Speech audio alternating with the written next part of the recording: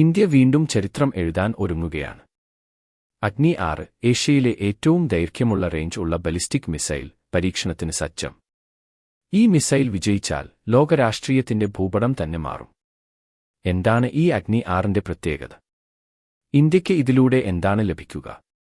ലോകം എങ്ങനെ പ്രതികരിക്കും? അതാണ് ഇന്ന് നമ്മുടെ വിശകലനം. അഗ്നി പരമ്പര ആരംഭിച്ചത് 1980കളിൽ ഡോക്ടർ എ.പി.ജെ. അബ്ദുൽ കലാമിന്റെ നേതൃത്വത്തിൽ. അഗ്നി 1 മുതൽ അഗ്നി 5 വരെ ഇന്ത്യയെ ന്യൂക്ലിയർ ശേഷിയുള്ള രാഷ്ട്രമായി ഉയർത്തി. അഗ്നി 5ന്റെ 5000 കിലോമീറ്റർ റേഞ്ച് വരെ ഇന്ത്യയുടെ സ്ട്രാറ്റജിക് ആംബിഷൻ തെളിയിച്ചു. എന്നാൽ അഗ്നി 6 അതിനപ്പുറം പോകുന്നു. അത് ഭൂമിയുടെ ഏത് ഭാഗത്തെയും സ്പർശിക്കാനാകുന്ന മിസൈലാണ്. അഗ്നി 6ന്റെ റേഞ്ച് ഏകദേശം 8000 മുതൽ 12000 കിലോമീറ്റർ വരെ പ്രതീക്ഷിക്കുന്നു. 3 stage solid fuel engine MIRV multiple independently targetable reentry vehicle capability. അതായത് ഒരേ മിസൈൽ പല ലക്ഷ്യങ്ങളെയും ഒരേ സമയം ആക്രമിക്കാൻ കഴിയും.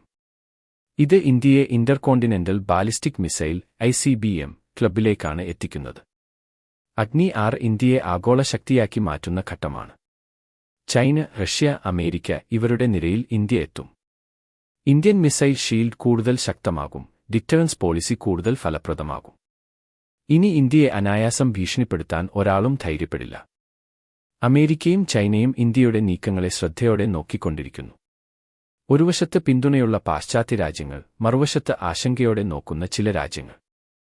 അഗ്നി 6 വിജയിച്ചാൽ ലോകം ഇന്ത്യയെ റെസ്പോൺസിബിൾ സൂപ്പർ പവർ എന്ന നിലയിൽ അംഗീകരിക്കും. ഇന്ത്യയുടെ പ്രതിരോധ നയം എപ്പോഴും സമാധാനാധിഷ്ഠിതമാണ്. എന്നാൽ അതിനൊപ്പം സെൽഫ് ഡിഫെൻസ് ത്രൂ സ്ട്രെങ്ത് എന്ന നയം ഇന്ത്യ പിന്തുടരുന്നു. അഗ്നി 6 അതിന്റെ പ്രതീകമാണ്.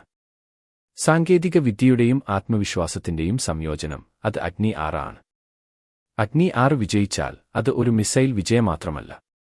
അത് ഇന്ത്യൻ ആത്മവിശ്വാസത്തിന്റെ തെളിവാണ്.